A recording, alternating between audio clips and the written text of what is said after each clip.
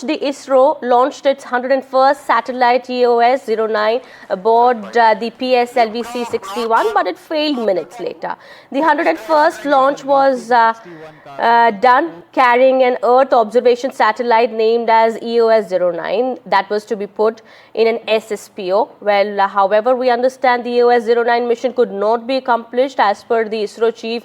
The PSLV 4-stage vehicle and performance was normal till the second stage. Now, the space agency also said that the launch was attempted today and the PSLV C-61 performance was normal till second stage, but due to an observation in third stage, the mission could not be accomplished. Also notably, this launch was aligned with promoting sustainability and carrying out responsible space operations, as the EOS-9 is equipped with the deorbiting fuel for safely disposing it off after the mission.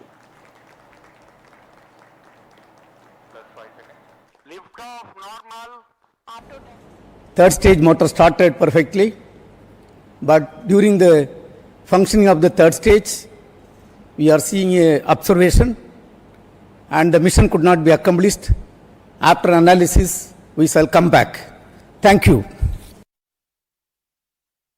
Friends, today we attempted a launch of PSLV C-61 vehicle.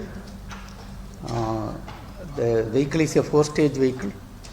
First 2 stages performed as expected, and during the third stage, it's a solid motor system.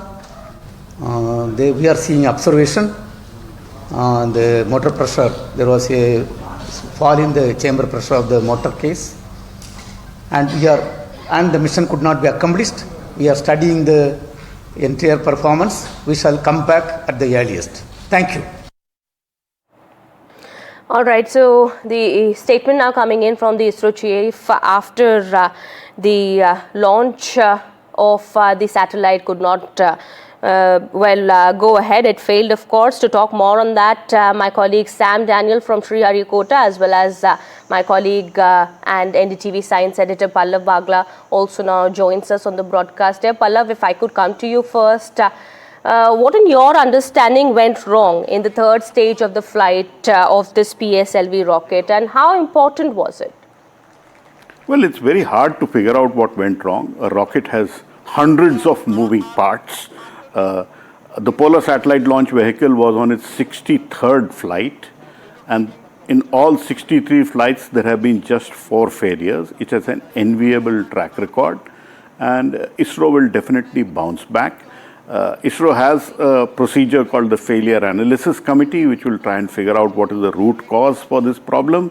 There's an internal Failure Analysis Committee and an external Failure Analysis Committee, and both of them would come back with their reports and they would understand. See, PSLV is a homegrown vehicle, so it's not hard for them to figure out what has gone wrong. There is a lot of data which flows between the rocket as it is flying in the atmosphere and beyond, and between the control room.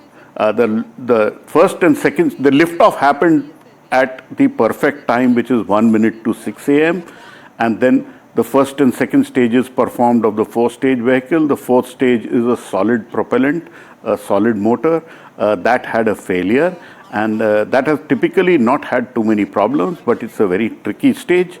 Then something has gone wrong in that, and they will figure out. So it was about an 18-minute mission, and the mission had a mishap in the very close to the 13th minute of the mission, and ISRO will definitely bounce back. But let me also tell my viewers that this was the 101st big rocket launch mission. Yes. It's not the 101st satellite launch mission, and this was the 63rd mission of the Polar Satellite Launch Vehicle. We have other rockets, and definitely this will have impact on our other missions. But ISRO has a track record of coming back, and they will certainly come back to the launch pad, and we hope to see them back at Sriharikota soon. But it will have an impact on other missions, because till the root cause is understood, all other missions would come to a hold. Absolutely. This is what we will talk about, whether this would have implications on future missions as well. But let me first go across to my colleague Sam Daniel as well. Sam, any clarity, any confirmation about what could have gone wrong? We've heard the ISRO chief statement also there, informing about the launch of and the failure of this mission, of course. What are we given to understand now?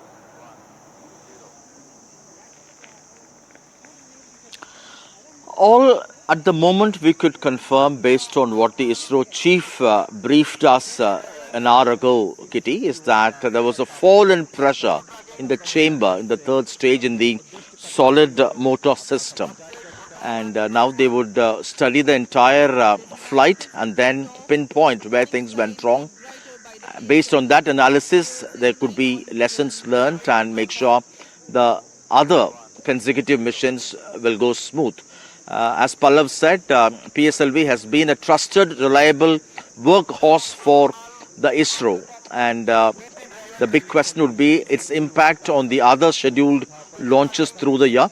Had it been successful, it would have been a major milestone because it was carrying the Earth observation satellite EOS-9, which has the capability of night visibility to see through the clouds, so that the enemy territory in that sense could be put on 24/7 vigil. And this comes closer to the Pahalgam terror attacks and the Operation Sindoor by the Indian Armed Forces.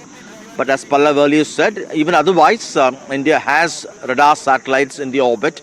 They are taking care of this. But another speciality was the attempt to make the entire mission debris free.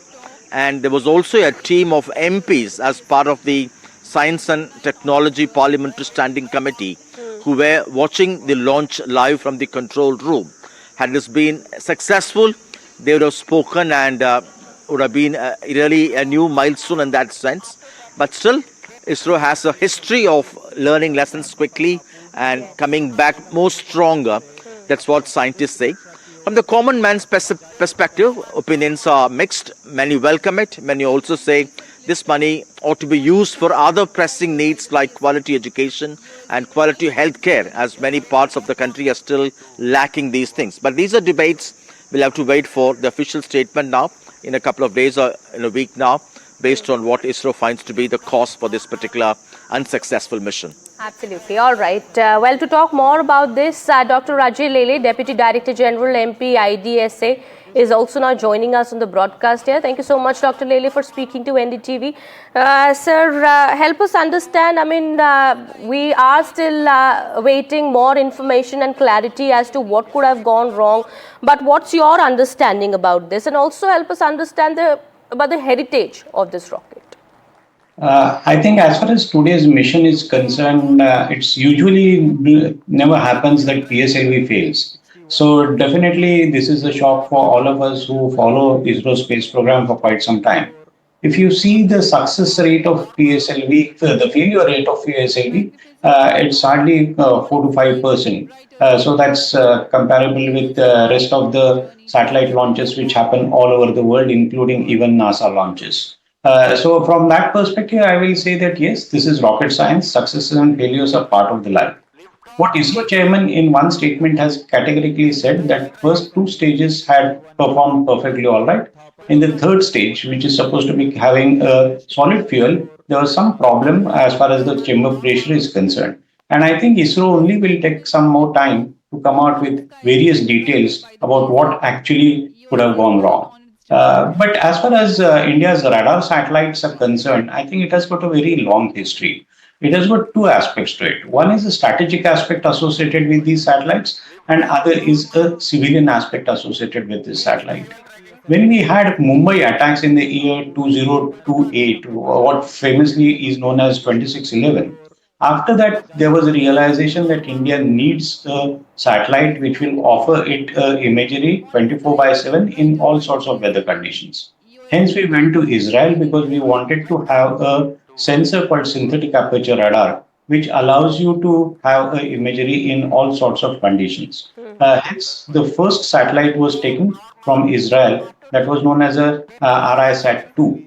By that time, already ISRO had started working on this project. But because of the terror attack, we just wanted to beef up our intelligence gathering mechanism. That's the reason we had taken that satellite. By 2012, ISRO had launched its own RadarSat-1 satellite, which was also in making before we had launched the first satellite, the radar satellite taken from Israel. So ISRO was working on this technology. It took some time for ISRO to develop a technology. And subsequently, if you see, ISRO has launched few more satellites, which are having a very critical, one can say, a resolution. We started with 1 meter resolution, but today we are having 50 centimeters, 35 centimeters resolution. Right. So these satellites are used for two purposes. One is when one is talking of a strategic purposes, it is used for intelligence gathering.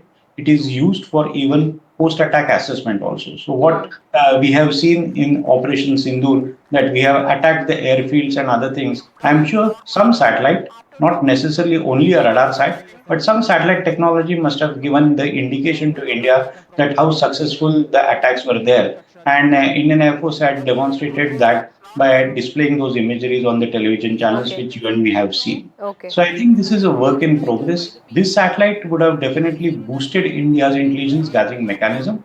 At the same time, one must understand that India is a country where we have around seven neighbors. We have got 7,500 kilometers of a coastline. We have got various challenges owing to a peninsular country which has got deserts in the west, which Right. has got Himalayas. So there are a lot of natural issues which are to be taken care of. Particularly in remote sensing, you use these technologies for land resource, water management, environmental issues. So there are a lot of utility of these types of satellites. We use them also for the purposes of strategic aspects.